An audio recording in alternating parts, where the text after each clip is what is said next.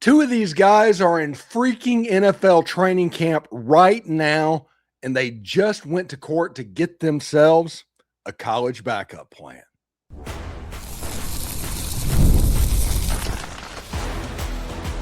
You are Locked On Ole Miss, your daily podcast on the Ole Miss Rebels. Part of the Locked On Podcast Network, your team every day. What is up, everydayers? I'm Stephen Willis. Welcome back to Locked On Ole Miss. Hey, we crossed the line this week, and I don't think enough people understand what actually happened. But 33 athletes, a restraining order, 3 former Ole Miss starters, by the way, and 2 of them are currently employed by NFL teams. You heard that correct. Now, then where is the line? Because Trinidad Chambliss was the last rightful lawsuit that we had in this sport. Everything since has been something else. And we close it out by saying there's no phone call that Ole Miss needs to make. And why this staff has been doing things all August that makes a ton of sense. So let's get started. This is not a transfer. This is not an eligibility pill. This is a hedge, plain and simple. So let's start there, because I do think we've crossed the Rubicon on this week, and I don't think enough people understand what has happened. 33 athletes sued the NCAA in a Louisiana state court, funny there, and were granted a temporary restraining order on the same day. 3 are former Ole Miss starters. Dae'Quan Wright, under contract with the Cleveland Browns right now. Zxavian Harris, defensive tackle, got waived by the New Orleans Saints this month. And Wydett Williams Jr, safety, under contract currently with the Arizona Cardinals. We'll talk about them in just a little bit. But think about that. And you listen to what I said and what you heard, and 2 of them are under contract with NFL teams. So read that again. So 2 of those men are currently employed by the NFL. I keep saying it over and over again because it's ridiculous. They are in training camp right now, and they went to court to secure the option of playing college football this fall if it does not work out. Think about that. That's not a transfer. That's not an eligibility pill. That's a hedge. And here's my position on this, which I'm going to say 3 times at least in this episode, just so it sticks with you. If you have signed an NFL contract, you have foregone your right to play college football forever. Not for a year, not until you get cut, forever. One caveat on that, the restraining order is temporary, okay? Nothing is settled right now. And for either man under contract to play a down of college football, an NFL team has to release him first. So if they make the NFL roster, obviously they're not going to come back to college. We have arrived at a place where a professional football player under contract has a college backup plan in the filing cabinet in case he gets cut in the last week of August. Absolutely ridiculous. And I want to be precise about who I'm criticizing over this, because it's not the young men. It's not the players. I mean, they agreed to try it. Okay, that's fine. But if you told me I could compete for an NFL roster spot and it didn't quite work out, and I had a court order letting me go back to college and get paid, I would take that deal in 4 seconds. Anybody would. The problem is the system. The problem is the schools. Because here's the part that nobody wants to say out loud. Somebody's going to sign one of these guys. Maybe not all 33, but somebody's going to be looking at the 2 deep of their roster the last week of August, making phone calls. Because if you lose, you could lose your job. If you win, you get celebrated. That gap is absolutely monstrous, and it's going to cause coaches to do different things to prevent getting fired. There's too much money on the table for them at the moment. Make no mistake what this means, okay? If you sign one of these transfers this close to the season, you are announcing something about yourself and this roster moving forward. You are willing to tell your own building you don't believe the roster you have built is good enough. That's absolutely the case. the people that worked all through the offseason, that's gone through fall camp, because at that point it's over. You're getting ready for game week. All the blood, all the sweat, all the tears, everything over the course of about 9 months meant nothing. You're telling them you're not good enough.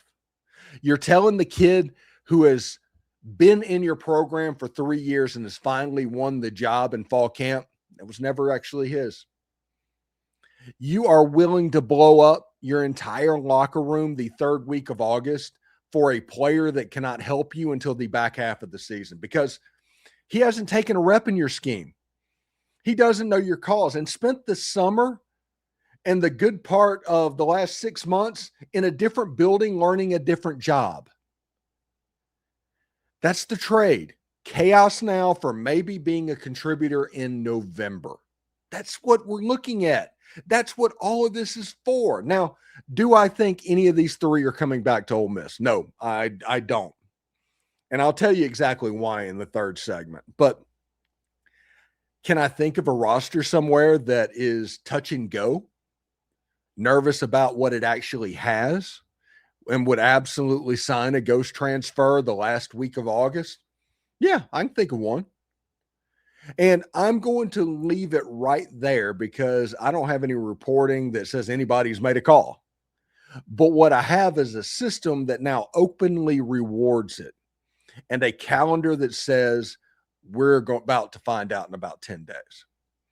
This is ridiculous. Whatever you think about it, and sit and look at it and read it and all of that, that a state court judge just issued a temporary restraining order saying that professional athletes can go back to college. Now, the Judge Sweeney thing that started all of that's the avenue that Judd Utermark and Will Furness came back to school. That one exempted players that signed professional contracts because that's the way it's always been. If you forego your senior year, they actually call it that too. Foregoing your senior year and signing a contract to come out early, you can't go back to college after that. You have given up your eligibility. But this one's saying, okay, well, if this doesn't work out for me, I'd kind of like to go back there and make some money. And we're going to find loopholes in the legal system to make that happen. There have been several lawsuits that have happened over the last 6 months or so. I am dead serious. Trinidad Chambliss is the last legit one that has happened. That's a guy that the NCAA said that it was at Ferris State he would have a redshirt year. He would have gotten another year. The whole thing was the standards at D2 and the standards at D1 completely different, and they didn't talk. That was what happened with Trinidad Chambliss. But since then, think about that, and we're going to talk about it in the next segment. We actually had a group of people do a hostage video and try and gaslight you that gambling was okay. You have people going to go back after they got cut, going after their dream, almost making it and getting a do-over in college. It's gotten utterly ridiculous. And you're going to have the simpletons, okay? The simps out there are going to look at this and say all lawsuits are bad. That's not the case. If you blanket say all lawsuits are bad, you don't know what you're talking about. And I'm not listening to you right anymore. If you say that all lawsuits are okay, same thing, not listening to you anymore. This thing is going to require nuance. And when you look at the simple thing and the smell test that it has to pass, you have a group of kids that are on the edge of getting cut from an NFL roster that still wants a do-over so their dream doesn't die. So they're trying to manipulate the legal system for that to happen. That's what's going on. If you signed an NFL contract, you have foregone your right to play college sports ever. Ever. Not if you get cut, not any, ever. And that's just the way it is. And it's crazy to think about it, but that's kind of where we sit at the moment. So, everydayers, quick one. Would you sign one of these guys on August 30th if you were a head coach? Yes or no down below. And thank you for making Locked On Ole Miss your first listen of the day. And thank you for making Locked On the #1 sports podcast network. Chambliss was the last rightful lawsuit in this sport. Everything since has been degrading at a more and more rapid pace every time they go through. It's something else entirely. We will talk about that next.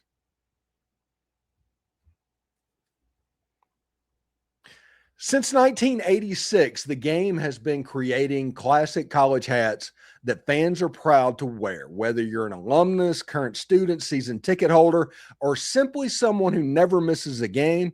A great college hat is more than just apparel. It's about representing your school wherever you go. This year, the game is celebrating its 40th anniversary by giving fans a chance to save on some of their most iconic college hats. If you've been thinking about replacing an old favorite or adding a new one to your collection, this is now the perfect time. Listen, I think it was 1997. I drove up to Vaught-Hemingway Stadium and caught the Ole Miss Arkansas game. That was the year that Ole Miss went to the Motor City Bowl, and John Avery of John Avery Fast fame was there. And I got to see him just take his own handoff, make one cut, and he was gone. It was unbelievably fast to see. The John Avery Fast thing was a real thing. So with hundreds of officially licensed college hats to choose from, you'll find the perfect fit for game day and every day. Don't miss a chance to celebrate 40 years of the game with 40% off your entire order. So visit thegamecaps.com and use promo code LOCKEDON, all one word, at checkout. And let me tell you about Poncho. Pretty good stuff here, okay? If you're like me, you're basically living in game day gear all through the football season. You're going to want to check out Poncho's new game day collection. It's one of those things where it's a performance shirt, but it doesn't look like a performance shirt. I wore it yesterday. It looks clean, sharp, and is something you would actually want to wear all day. Plus, you get to represent Ole Miss in style. So the best part is built for real life, super lightweight, breathable, comfortable enough to where you can throw it on for a full day of tailgating in the Grove, sitting in Vaught-Hemingway Stadium, or just sitting around watching the game with friends without ever feeling like you need to change. And what I really like about it is you're not stuck with a one-size-fits-all situation either. You can dial in a fit with regular, slim, or tall, plus short or long sleeves. And if your team shirt is bought between August 2nd and now September 7th, we extended it. It was August 16th. Now it is September 7th, the day after the Ole Miss Louisville game. You're covered by Poncho's Natty Back Guarantee. If your team wins the college football national championship, Poncho will give you a full refund on your purchase, and you get to keep the shirt. So one thing that I always get asked about is if another fan asks me what makes Poncho a little bit different than every other thing that you see, and I'm like, well, it's like you have a shirt comfortable enough for the outdoors, going fishing, going hunting, just hanging out in a Florida summer or a Mississippi summer. But it's stylish enough that you can wear out at night.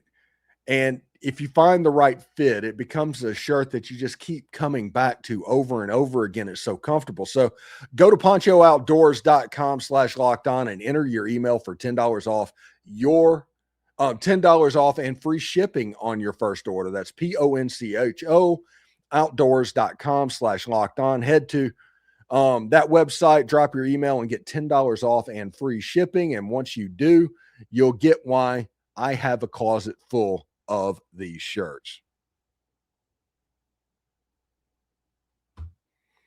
All right, do us a favor, like, subscribe, and comment on this video. Subscribe to the podcast on whichever audio podcast you're listening to and give it a 5-star review. It costs nothing, but it keeps all of this free. Get your daily Ole Miss fix completely ad-free by joining our Everydayer Club today. Start your 7-day free trial right now and get closer to your team without all of the interruptions. Click the link down in the show notes below or go to lockedonolemist.supercast.com to claim your free trial. You might notice that you're getting charged a little bit less. We lowered this down to one tier. Everything costs $8 and everybody gets everything. Really simple to order, and go to lockedonolemiss.supercast.com. You can look at that, or you can go to Ole Miss Hub, which is available to go to olemesshub.com, and Everydayer Club link is there as well, as long with every Locked On video, and we do articles and stuff like that, and links to our Discord. That is available there as well. It really cool stuff. But the Everydayer Club, the price of that has gone down, I guess, by half. If you were a $15 a month member, now it goes down to $8 a month, and the $5 a month goes up to $8 a month too, but you get to get everything. So pretty cool stuff. Just wanted to let you know what was going on there. All right. So second segment. So let me tell you where the line actually is in my head. Okay. Trinidad Chambliss was the last rightful lawsuit in college athletics. I'll explain it real quick. It was a communication problem. The standards for a red shirt in D2 and the standards for a red shirt in D1 were different. The NCAA admitted that he would be available to get one in D2. He was not going to be able to get one in D1 because the records required to get one in D1, that was not even required to be kept in D2. That was the problem. It was a record-keeping thing. It was a bad faith thing. It is something that the NCAA doesn't have to deal with much because Division II to Division I doesn't happen that often, especially at this level. So Trinidad Chambliss was the last rightful lawsuit in college football. I mean that.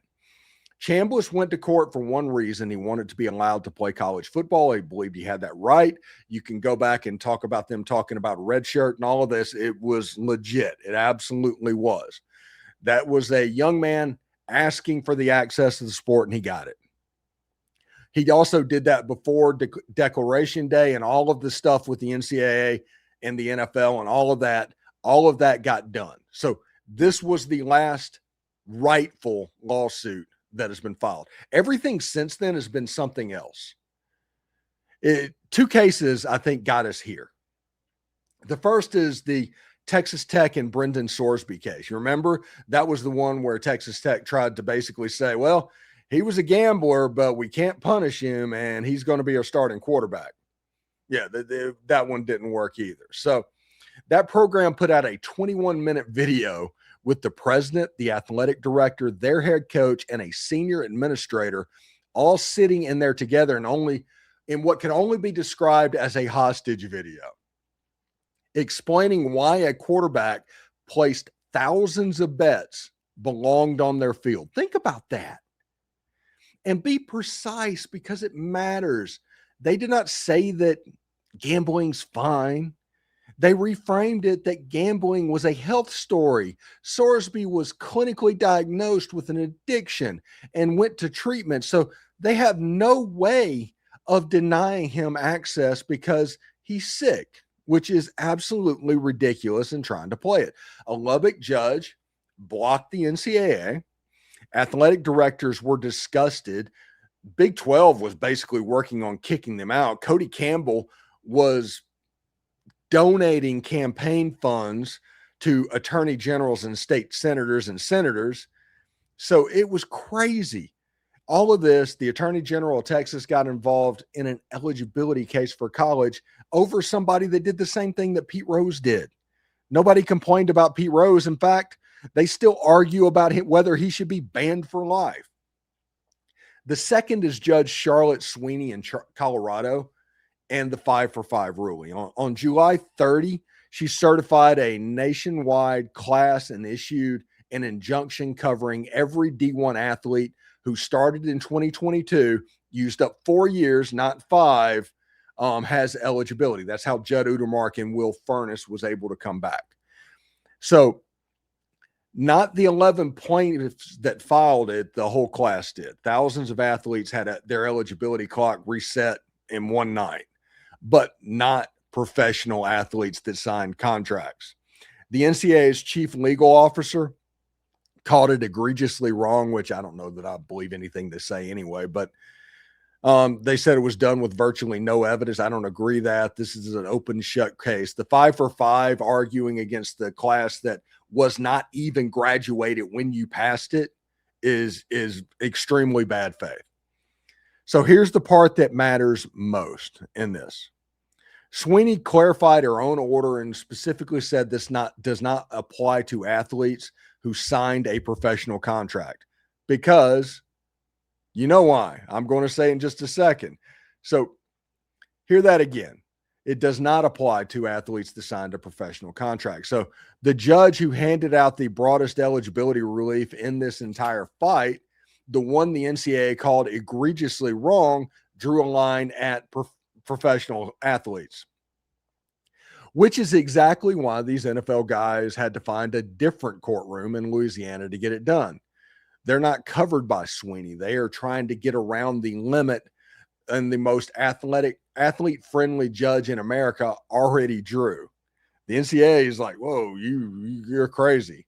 So here it is again. I told you I would say it at least 3 times. If you signed an NFL contract, you have foregone your right to college football forever. That's not just my opinion.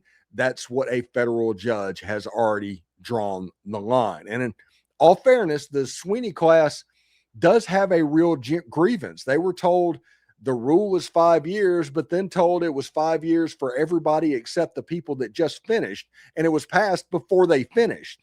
Sweeney's line back at the NCAA was that they were in a bind of their own making, which is what they kind of do anyway. And she's right on that. They were the whole story, and it would be on their side if they would just do it. But they don't want to do it because the COVID situation was such a disaster. Did get Ole Miss a national championship in baseball. But that is not what happened this week. This week, 2 men in NFL training camps went looking for a different judge, and they found him. So real question every day is, should signing an NFL contract end your college eligibility forever? Yes or no? Send me this and send this to whoever thinks this only affects other people's teams. Remember, we're free and available on all the podcast apps and on YouTube. And a special hello to our everydayers who make this show what it is, your team every day. Second team All-FCC, 15 start, 3 interceptions, all 3 already replaced. That's coming up next. Hey, Locked On Ole Miss is brought to you by FanDuel. And baseball is fans, if you think you know who's hitting the homer today, FanDuel is giving you a free chance to call your shot with daily dingers. It's easy to play. Just make your free pick for who you think will hit a home run in their game. If you're right, you'll receive a profit boost to use on your next bet for a chance at extra winnings. Best of all, you can make a free pick every day throughout the MLB season. Daily Dingers is another fun way to stay engaged and at everyone's game, whether you're following your favorite team or keeping an eye on the matchups across the league. Every game has somebody capable of going deep. So now you get the chance to make your prediction before first pitch. By the way, in football, Ole Miss is currently 6.5-point favorites over the Louisville Cardinals in Nashville in a couple of weeks. Pretty good line. I think the line probably needs to go up a little bit more, but we still have a couple of weeks left to go. In the Daily Dingers thing, you know, sometimes it's a hitter that's on a hot streak, a favorable pitching matchup, or even a ballpark that tends to give up home runs. These are always the first things I look at on Daily Dingers before I go bet on the line of Ole Miss and Louisville as well. So are you ready to play your game today? Join all the action at FanDuel.com. That's FanDuel.com to play Daily Dingers and make your free pick of who's hitting a homer. Play ball and swing for the fences on FanDuel.com, an official partner of MLB.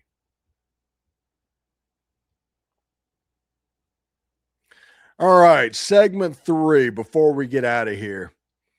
Let's close with the part that matters to this football team. And it's not the 3 names on that filing. Do I think that Dae'Quan Wright, Zxavian Harris, and Wydett Williams are coming back to Ole Miss? No, I do not. And the reason is a compliment to this roster. Look at what all 3 did at Ole Miss. Wright was a second-team All-SEC player at tight end with 39 catches, 35 yards and 5 touchdowns. Really good player. Harris started 15 games at defensive tackle, 58 tackles, 9 for loss, and 3 sacks. Williams had 73 tackles, 3 interceptions, and 10 passes defended. Those are real players. 3 starters off of a 13-win football team. I am not going to pretend they were not good because they were. And Ole Miss has already replaced every single one of them. Tight end is Luke Haas and Caleb Odom and Brady Prieskorn. And Odom is the reason we've spent 2 weeks talking about 12 and 13 personnel. The interior is Jaheim Otis, Jamarius Brown, Mekhi Barrow. And the secondary, the one that would sting most, is the room Ole Miss rebuilt with 4 Power 4 starters, including a young man called Edwin Joseph that we did the show about yesterday, who the head coach volunteered as a guy nobody's talking about. There's no hole here. There's no phone call to make. And I will say this one more time because I mean it. If you've signed an NFL contract, you have foregone your right to play college football forever. That's the line. And it should not take a lawsuit to hold it. But here is the bigger thing. 16 days from now, this team plays Louisville and Nashville. Between now and then, there are going to be more than 100 athletes in a courtroom whose status could change any given afternoon. Some are going to end up on rosters. I think a couple of them are being floated around as Louisville-type players. Some will end up on rosters you play this season. You can't plan for that. Pete Golding can't plan for that. Nobody can. And there is a strange way to run a sport where the rules of governing who's allowed on the field get written by whichever judge is available that afternoon. This is a systematic failure by the NCAA, which is why this staff has done all it's done all August to make a little bit of sense and make this as good as possible. They took coaches off the field in their first scrimmage to see who could communicate without help. They run scrimmages on Sundays because the first game is on a Sunday. They built Louisville periods into the practice without telling the players it is Louisville. None of it's glamorous. All of it's about control, because that's what you can do in this season where the rules keep changing underneath you. You can't control a courtroom in Baton Rouge. You can control whether a third-team safety knows a call. 16 days, and right now, 0-0. Also, one more thing before we get out of here. The Baylor School takes on Brentwood Academy. They played last night on ESPN, and that game had 2 future Ole Miss quarterbacks on the field, Keegan Croucher for Baylor, Cruz Jenkins for Brentwood Academy. We are breaking that down on the morning hit, so go find that at Locked On Ole Miss Hits for you today. Anyway, here's the deal, everydayers. Subscribe and hit the bell right now for 17 days or 16 days for Nashville, and this sport is changing directly under our feet. Before you go, what's one rule you would write tomorrow to fix this? Give your answer down below. And as always, tell me in the comments what you're seeing, because you're not the smartest fan base in all of ball for no reason. Today on Locked On Ole Miss, the line that college football just crossed and why Chambliss was the last rightful lawsuit in the sport, and why there's no phone call to make in Oxford right now. And we'll go find the morning hit on Locked On Ole Miss Hits, because we're breaking down Baylor and Brentwood Academy and the two future Ole Miss quarterbacks that were on the field. Subscribe, hit the bell, and the Ole Miss Hub, OleMissHub.com is available, and it's going to be fully functional before football season. More info when I have it. And if you never miss an episode, the Everydayer Club is built for you. Locked On Ole Miss ad-free, plus members-only Discord access and more. Head to lockedonolemiss.supercast.com to join the club. For those of you on video, we're going to send you to the first ever 24/7 National Locked On Podcast Network YouTube channel. On audio, make sure you make your second listen Locked On College Football, Locked On SEC, Locked On Bets. But until then, subscribe, hit the bell, drop a comment, and we will see you tomorrow, Everydayers. Hotty toddy.